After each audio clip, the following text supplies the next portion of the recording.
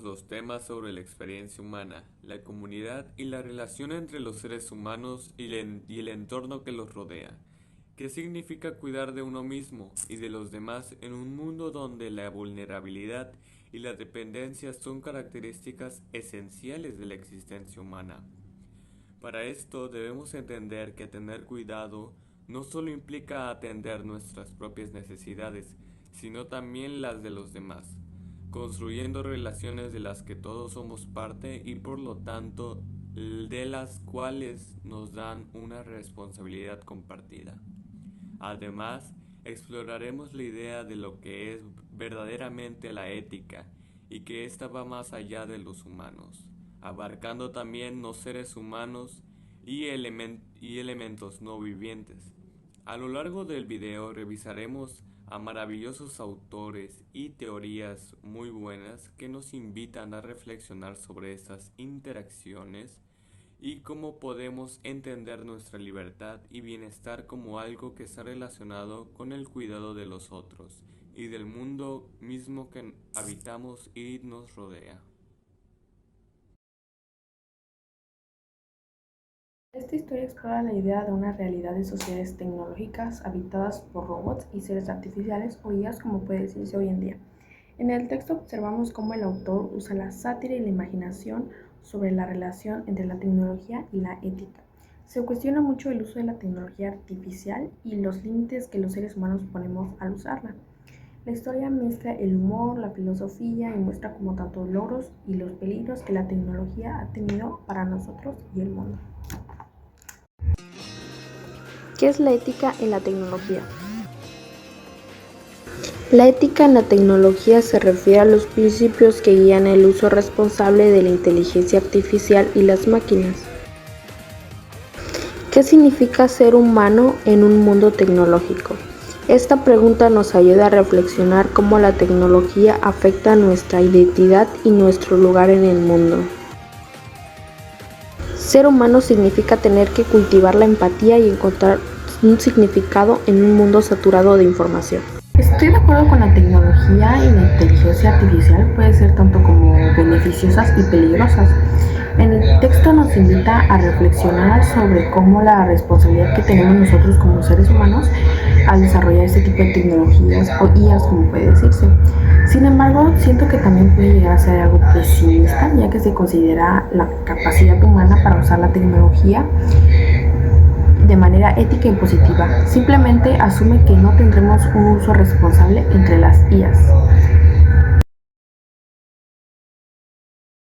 La historia nos habla de Gregorio Samsa, un hombre que se transforma en un insecto de cuando se despierta. La obra explora temas como la alineación, identidad, exclusión, que como nosotros como sociedad llegamos a experimentar. Kafka utiliza esta transformación como una metáfora para poder así analizarlo, cómo el individuo puede sentirse atrapado, marginado dentro de su mismo entorno por la exclusión que genera la gente y las expectativas que tenemos o estándares podría llamarse. ¿Qué es la alineación? Se entiende como el sentirse desconectado o aislado de la sociedad y de uno mismo. Gregorio se convierte en un insecto y su familia deja de tratarlo como un ser humano, mostrando que la sociedad rechaza lo que no entiende. ¿Qué representa la transformación en un insecto? Es una metáfora a cómo las personas pueden sentirse atrapadas o deshumanizadas por sus responsabilidades y expectativas sociales. La alineación y la pérdida de identidad que Kafka nos describe me parecen temas muy interesantes, en especial en el mundo en el que vivimos hoy en día, ya que muchas personas como que se sienten excluidas por la sociedad y las expectativas que nos impone hoy en día.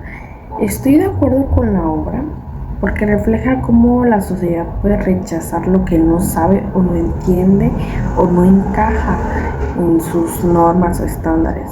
Pero creo que la transformación de Gregorio podría verse como una oportunidad de cuestionar la autenticidad y las máscaras que las personas pueden llevar en su vida diaria o cotidiana. En esta obra, Kant analiza cómo los seres humanos podemos tomar decisiones morales basadas en la razón. Introduce un concepto conocido como el imperativo categórico que sugiere que las acciones deben ser guiadas por principios éticos universales. Kant lo que busca es entender cómo es posible actuar de forma autónoma y ética sin depender de las influencias externas, y además busca enfocarse en la importancia de la moralidad como parte esencial de la libertad humana. Para introducirnos al tema, primero hay que preguntarnos qué es el imperativo categórico. Esta es una regla que dice que debemos actuar de manera que nuestra acción se pueda convertir en una ley universal. Imagina que cada vez que decides hacer algo, te preguntas, ¿qué pasaría si todos hicieran lo mismo que yo? Piensa en decir una mentira. Si todos mintieran, ya no podríamos confiar en nadie y las promesas o acuerdos no tendrían valor. Por lo tanto, no es una regla universal y por lo tanto, según nuestro autor, no sería moral. Otra cosa que debemos preguntarnos es ¿qué es la autonomía moral? Esta idea se basa en que las personas deben tomar decisiones morales basadas en la razón, sin depender de emociones o intereses personales. Por ejemplo, esto significa ayudar a alguien no por un beneficio propio, sino porque es lo correcto. Coincido con Kant en que la moralidad debe estar basada en principios universales y no en nuestros intereses personales, porque esto garantiza justicia y equidad en las decisiones. Sin embargo, me parece un poco idealista pensar que las personas pueden simplemente actuar de manera desinteresada y racional, porque somos seres humanos, tenemos emociones y es natural que éstas suelan interferir en nuestras decisiones. La realidad es que las emociones y las circunstancias influyen mucho en nosotros. Aún así considero que el concepto del imperativo categórico es una muy buena guía para buscar un equilibrio ético. Lo que Nancy propone es una nueva forma de entender el término de comunidad. Lo que él quiere es que nosotros lo entendamos como algo no que se base en una identidad compartida o en un objetivo común, como siempre se nos ha dicho, sino en la consistencia de los individuos que existen y que se pueden relacionar sin importar su forma de ser o actuar. El concepto de inoperancia sugiere que la comunidad no debe servir un propósito funcional o político específico, sino que debe permitir la pluralidad y la diferencia. Nancy critica las formas tradicionales de comunidad que solo homogenizan y excluyen la diversidad en lugar de celebrar nuestras diferencias. Nancy nos introduce a un nuevo término conocido como inoperancia. Esto es la idea de que una comunidad debe existir sin un objetivo común o una identidad unificada, simplemente debe coexistir. Un ejemplo es una comunidad donde las personas no tienen que compartir una religión, ideología o meta en común para poder convivir en paz. Nancy también explora la descentralización de la identidad. Esto se refiere a que la identidad de una comunidad no se define por una sola idea, sino que cada persona conserva su individualidad. Un claro ejemplo podrían ser los grupos de amigos en los que todos tienen intereses diferentes y opiniones diferentes, pero aún así se respetan y se aceptan unos a otros. La propuesta de Nancy me parece muy interesante porque fomenta la idea de una comunidad que está basada en la coexistencia y la diversidad, en lugar de querer que todos seamos iguales y que tengamos los mismos deseos. Estoy de acuerdo en que una comunidad más abierta y plural es fundamental en el mundo en el que vivimos actualmente, porque nuestras diferencias se deben celebrar en lugar de reprimirse. Sin embargo, me pregunto si es posible mantener una comunidad sin tener un objetivo en común, ya que las personas tienden a unirse en torno a estas causas compartidas. En este tema se explora cómo las personas pueden organizarse colectivamente para resistir las formas tradicionales de poder y opresión. El concepto de multitud se presenta como una alternativa a las jerarquías y estructuras de poder. proponiendo una organización social más democrática y global.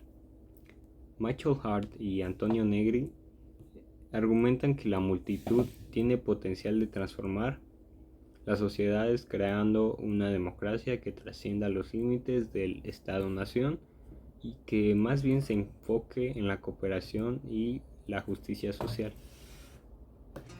En este texto, nuestro autor nos introduce a una nueva idea de lo que es la multitud. El autor la entiende como un grupo diverso de personas que se organizan para resistir y luchar contra el poder sin perder su autonomía y su diversidad. Podemos observar más de esto en las protestas globales en las que se unen diferentes personas con un objetivo común, como la justicia social. Otro concepto clave es la democracia radical. Este concepto cuestiona las democracias tradicionales, ya que éstas a menudo solo benefician a un grupo limitado de personas en lugar de incluir a todos. Por ejemplo, en esta democracia todos tienen voz y voto para poder proponer y aprobar proyectos, como nuevas zonas verdes o iniciativas de apoyo social, y este poder no está solo centrificado en los líderes. La idea de multitud como un colectivo diverso y democrático me resulta muy inspiradora y muy necesaria, especialmente en un mundo donde las estructuras de poder a menudo no representan a todos. También apoyo la visión de Michael Hart y Antonio Negri sobre la necesidad de una organización social que trascienda los límites del Estado, ya que creo que es importante buscar formas más inclusivas y justas de organización social. Sin embargo, tengo mis reservas sobre si la multitud puede realmente funcionar sin fragmentarse debido a las diferencias internas que naturalmente surgirían. Saramago nos narra cómo una epidemia de ceguera inexplicable se propaga afectando a toda la sociedad. Él analiza las personas cómo reaccionan ante esta situación de crisis y caos y muestra la fragilidad de la civilización y la deshumanización que surge en los momentos de desesperación. Saramago usa la ceguera como una metáfora para cuestionar nuestra falta de empatía y nuestra pérdida de valores y explora la importancia de la solidaridad y la humanidad en tiempos difíciles.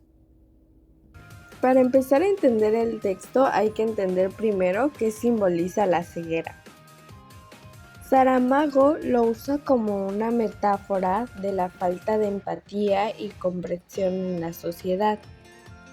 Un ejemplo es que existen personas que, aun estando rodeadas de otros, son incapaces de ver las necesidades y los sufrimientos ajenos. Además, este texto también nos enseña algo muy importante sobre el colapso social. El texto nos muestra cómo una crisis puede revelar el egoísmo y la deshumanización de las personas.